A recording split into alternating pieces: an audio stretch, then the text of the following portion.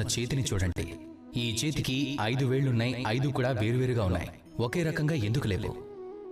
ప్రతి ఒక్కదానికి ఒక్కొక్క ఉపయోగం ఉంది, ప్రతిదానికి ఒక్కొక్క గొప్పతనము ఉంది. ఇంత వేరుగా ఉన్నా అన్ని కలిసినప్పుడు ఒక పిడికిలిగా మారుతుంది. దీంతో మనల్ని మనం సంరక్షించుకోగలం, ఎదుటివారితో పోరాడగలం కూడా. ఒకవేళ ఈ వేళ్లు సమానంగా ఉంటే అప్పుడు ఒక పిడికిలిగా అస్సలు మారలేదు. అదీకాక వేళ్లు బలహీనమైపోతాయి. ఇదే విధంగా మన ప్రపంచంలో కూడా జరుగుతుంది. మన దేశం, ఈ దేశంలో ఎన్నో రకాల మనుషులు ఒకే చోట కలిసి ఉంటారు. రకరకాల జాతులు, రకరకాల ధర్మాలు, రకరకాల భాషలు.